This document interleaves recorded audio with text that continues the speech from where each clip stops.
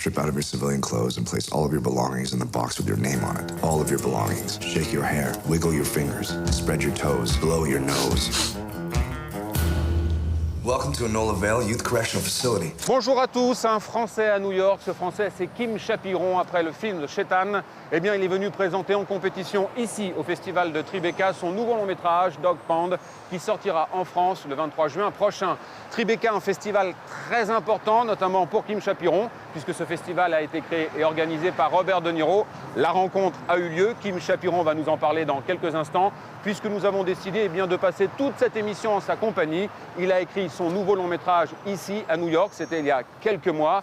Un film sur l'univers carcéral avec le portrait de différents adolescents. Une journée à New York avec Kim Chapiron. Croyez-moi, une journée bien remplie. Kim, il nous attend, on y va.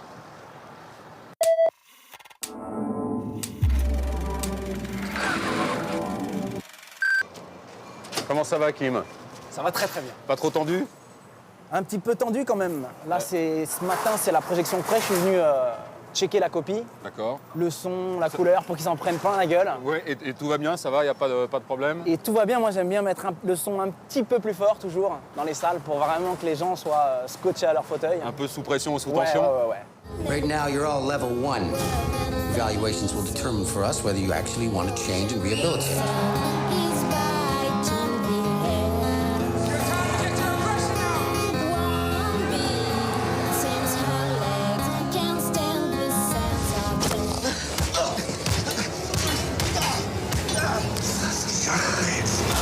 What happened?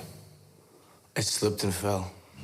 But if you refuse to cooperate, I have no choice but to isolate you. So let's go, you and me.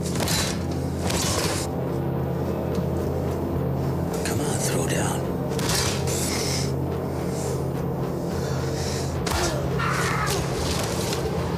Goodyear, what the hell happened? Don't fucking do that again. Let's go.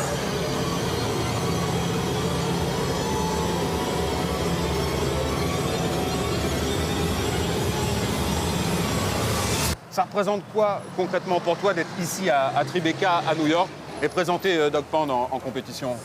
C'est un film en langue anglaise et de voir donc les réactions des Américains, parce que c'est un film qui se passe aux États-Unis, Ouais. qui est censé se passer dans le Montana. Et, Dans une prison, hein? Voilà, Ouais. dans une prison juvénile dans le Montana. Et donc voilà, c'est un film qui s'adresse aux Américains. Moi, je suis pas américain, mais c'était important pour moi de voir si le public américain allait accepter ce film. Et j'ai l'impression que ce film est accepté. Est-ce qu'il est accepté par Robert De Niro? Est-ce que tu sais si De Niro a vu le film? Alors ça, c'était hier. Hier, c'était la conférence avec tous les réalisateurs du festival. Oui. Et donc voilà, on a écouté le maître parler. Je me suis présenté et en fait, je me suis rendu compte qu'il avait vu Dog Pound. Et il a commencé à me poser plein de questions. Et en fait, au début, j'arrivais pas à répondre parce que je voulais pas croire qu'il avait vu le film. Et puis surtout, j'étais concentré à faire une photo de fan, de groupie, quoi. J'avais De Niro à côté de moi j'étais comme ça, avec mon appareil photo. Et donc, j'ai commencé à parler du film avec lui, de là où on l'a tourné. Et il y a eu cet échange avec Bob De Niro, quoi.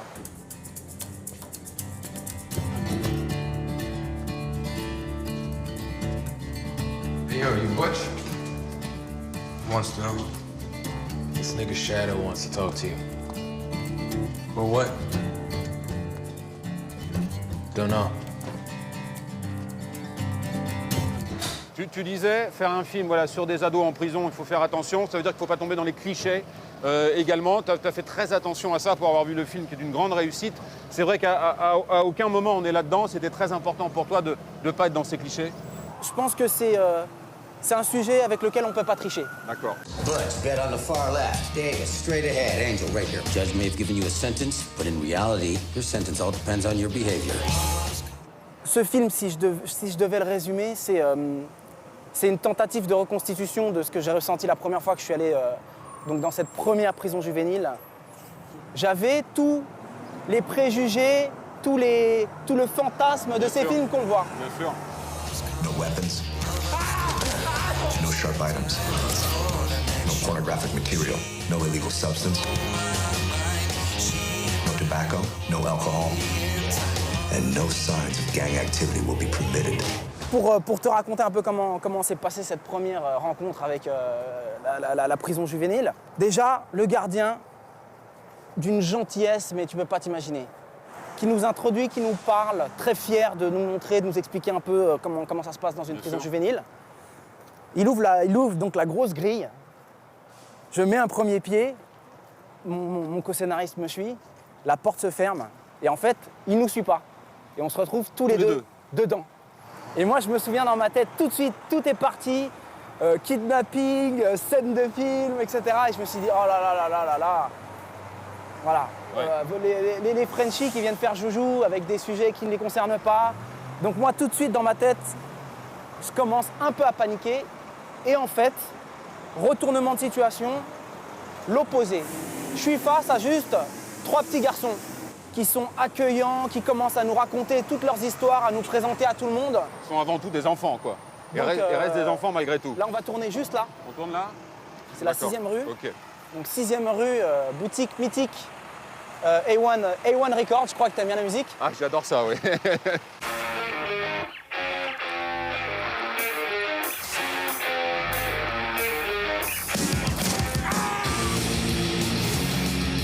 Did you make this? No.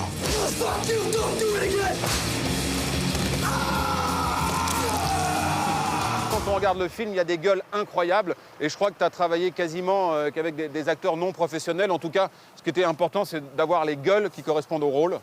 Pendant toute l'élaboration du scénario, on était déjà à penser aux différents personnages qu'on voudrait avoir dans le film.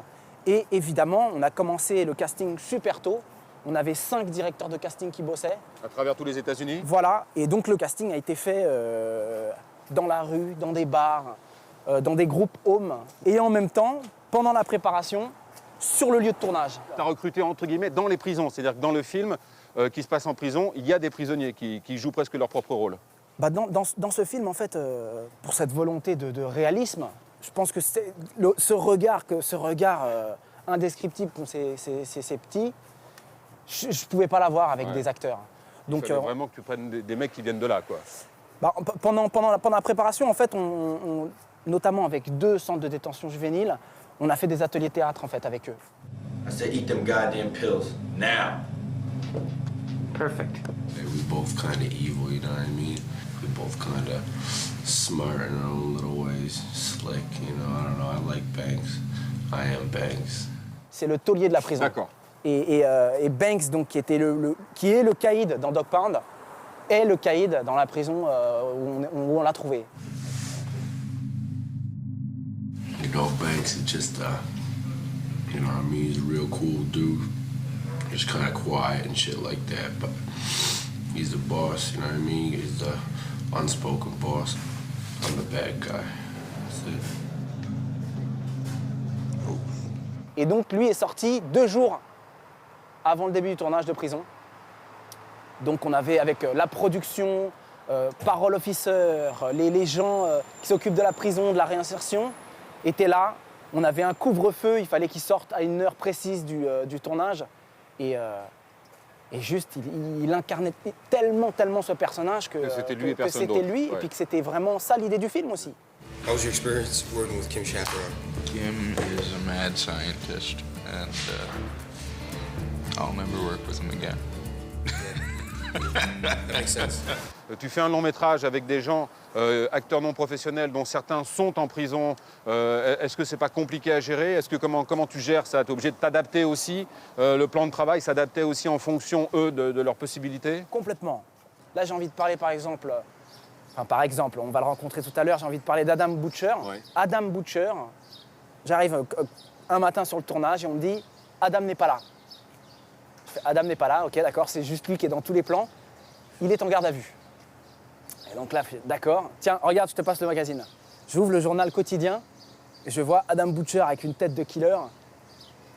Prison, Dog Pound, tournage. Adam, en fait, s'était fait attraper par la police. Ils n'ont pas voulu nous dire pourquoi.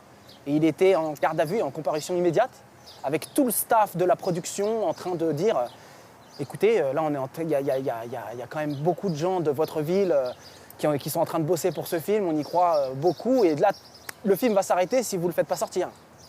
Donc on était dans ce genre d'ambiance tous les jours. Et tu avais à gérer ça tous les jours, quoi. Des Ah non, mais- absences ou alors voilà, ou des mecs qui se retrouvent en garde à vue ou, En fait, moi, tous les jours, tous les matins, j'arrivais avec mon premier assistant et on disait, OK, quel va être le drame de la journée? C'est quoi la galère aujourd'hui? Réellement, on se disait ça, quoi. That looks kind of painful. Want to tell me what happened? I slipped and fell. Do I look like an asshole to you? Alors, tu l'as écrit en tout cas à New York, mais c'était important pour toi de l'écrire ici à New York, ce film? Parler des jeunes, donc, faut être à leur contact. Et donc, en fait, quand cette aventure a commencé, j'ai contacté donc un ami qui est scénariste et qui habite à New York. Et en fait, c'est lui qui a réussi à avoir toutes ces entrées dans toutes les prisons, principalement du Midwest, parce qu'à New York, c'était plus difficile. Donc on a décidé en fait de faire nos recherches dans le Midwest des États-Unis et c'est comme ça qu'a commencé l'aventure avec Jérémy. Well, maybe a few days in solitary, you'll come up with a few more details. Maybe. Et One Record. Ah, c'est là. Ok, donc ça c'est le One magasin de Record. Jérémy, C'est le magasin de Jérémy, donc, qui est co-scénariste du film. qui est co-scénariste du film et qui est la caverne d'Ali Baba des samples donc de la musique D'accord. américaine, de rap, de house. C'est ici où tout se passe. Ça va, Jérémy? Tu vas bien? Vous connaissez depuis combien de temps d'abord tous les deux?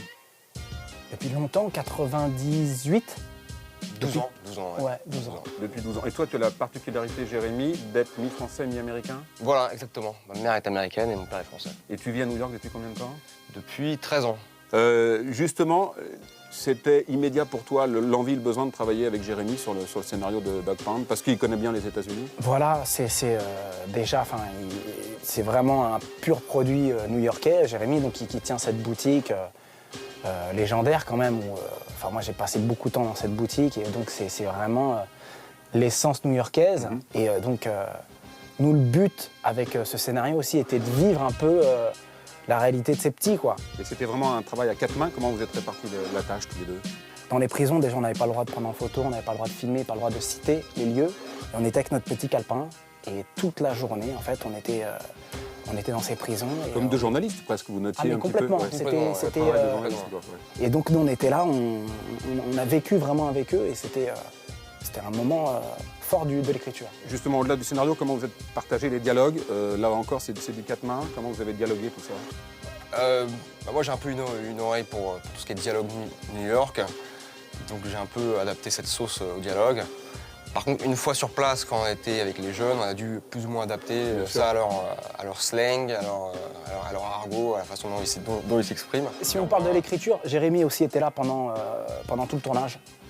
Il était, lui, vraiment 24 sur 24 avec les petits. Et je peux te dire que le scénario s'est fait en deux temps. Il y a eu donc le temps où nous, on faisait les recherches et où on notait les anecdotes qu'on vivait. Et sur le tournage, on adaptait les personnages, c'est-à-dire que on s'est rendu compte que les persos, les acteurs qu'on rencontrait vivaient tellement cette réalité. Par exemple, le petit Angel, la première fois que je l'ai rencontré, je commençais à lui donner des directions d'acteurs et il me disait « Mais non, mais c'est moi, le perso ». Il m'a stoppé net et il me disait « Mais c'est moi ». Angel, that's the similarities me and him. Like we're both like, I mean, we do bad shit, but like I don't stab people and shit. Like I don't do shit like that. Et donc, les personnages s'accaparaient complètement ce qu'on décrivait. Et donc, nous aussi, à notre tour, il fallait qu'on s'adapte et qu'on leur laisse beaucoup de liberté. Et il y a eu une partie d'improvisation énorme dans ce film. C'est-à-dire que moi, ça, j'avais insisté pendant la pré-production à avoir 2 caméras en permanence. Il y avait 2 caméras, 2 grosses caméras 35 qui tournaient tout le temps. Ce qui fait qu'on chopait vraiment les petits moments de réel. Et je pense que la force du film est là, dans ce naturel en fait qu'ils ont. Que tu as beaucoup utilisé au montage, justement, tous ces moments-là? Énormément.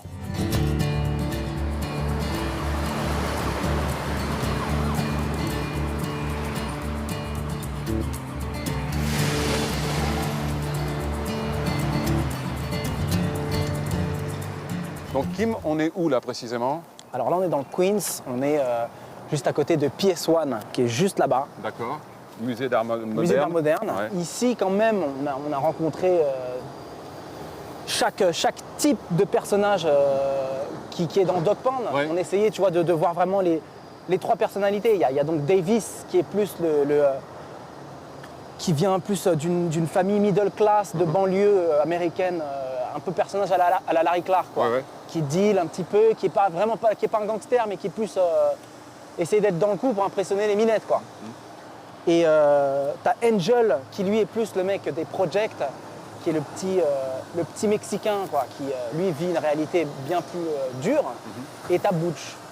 Tu vois, c'est les white trash, quoi, qui vivent dans les caravanes, qui sont voilà, c'est le white trash, quoi. D'accord. Et ceux-là, tu les as croisés ici, quoi, quasiment. ah bah complètement. Ouais. Nous, c'était le but, quoi. Some time for the camera. Wait for the camera. Give around. Okay. Wait. And now, tick, tick, tick. Gentlemen, no touching. Tick, tick, tick. Boom. Okay. You grab him and Kuru. No. Yeah, just try him. Like that. Bam. You take him. You let him go. Come on a little bit, and you know. Okay. And you control him after that. Et sur le film, parce que tu as quand même des scènes de baston, il y a quand même des scènes violentes, en répétition justement, comment tu as réussi à faire que tous ces acteurs contiennent justement tout ça, cette espèce d'énergie? Écoute, il y avait toujours cette tension permanente parce que c'est gonflé à bloc de testostérone et puis c'est des coqs en liberté, quoi. C'était le but du film, hein, de toute façon. Donc je me souviens de cette scène dans le refectory, en fait, qui est la scène où Butch, Davis et Angel sont en train de discuter tranquillement. Et donc c'était la scène de la balafre. Donc arrive ce mec, déjà lui qui avait une histoire pas possible, qui me dit pendant la prépa, si je crois cet autre acteur, je le bute. Et je lui dis pourquoi. Le mec soulève son t-shirt et me montre une balafre qui fait tout son ventre. Et en fait, il avait des problèmes avec une autre partie du casting. Donc ça, on était en permanence en train de jongler avec les embrouilles qu'ils avaient entre eux. Et donc on est en train de faire notre cadrage. Et je lui dis, vas-y, fais-la plus dedans, soit plus dedans, soit plus dynamique. J'ai besoin de voir telle ampleur du mouvement. Le mec arrive et sort, donc c'était un couvert en plastique, et balafre le mec pour de vrai. Pendant la répète? Pendant la répète. Et donc nous, on est là. C'était le drame de la journée. Oui, mais qui a finalement nourri le film au final. Complètement. Snap him. Boom. So I don't see, the contact. You threatening me, boy? Anger as he's going down. Yeah. More! Ah!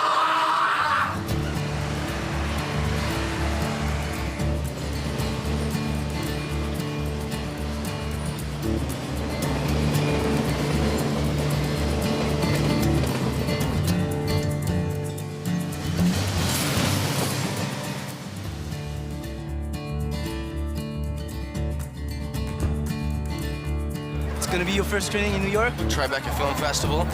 This is awesome. Yeah. Everybody seems to like the film, and I'm very happy and pleased.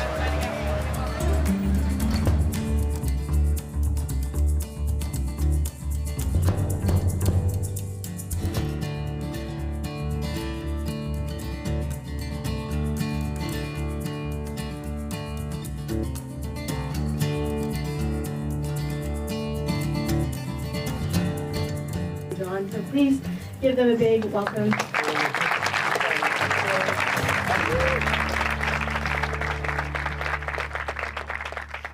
I'm very proud to show you this incredible adventure we had with Adam. Adam, maybe you have something to say. Adventure, that's for sure. Go ahead, man. Enjoy the film. Kim, on sort de la projection là, de Dog Pound. Il y en a eu plusieurs, mais celle-là a été vraiment l'officielle. Comment ça s'est... Et avec Adam. Nice to meet you. Adam. Nice to meet you. I'm Lauren. How you doing? Fine, and you? I'm very good. So how was the screening? It's fantastic. Really? Yeah. You enjoy? I loved it. La projection s'est passée comme vous le souhaitiez, Kim. Voilà, vous attendiez ça et ça a eu lieu ce soir. Vous avez ce sentiment-là que le film a rencontré son public? Je pense que c'est un film qui... les gens, généralement, ont besoin de redescendre un petit peu et avant la suite, quoi. On va rappeler que c'est sorti en France le 23 juin. Voilà, donc, voilà. Donc ça ne fait que commencer. Ça ne fait que commencer. Moi, j'enchaîne les projections et je récolte un peu les différentes émotions du public. Et puis d'attraper les gens comme ça et de les sentir avec nous, moi, il n'y a rien qui peut m'arriver de mieux. Merci beaucoup en tout cas. Merci d'avoir passé toute cette journée avec nous à New York, Kim. Merci infiniment et puis plein de bonnes choses pour la sortie du film. Avec plaisir, merci. Non, c'était mon plaisir. Merci infiniment. Ciao. Merci Adam, merci beaucoup. Et puis bonne continuation. Merci.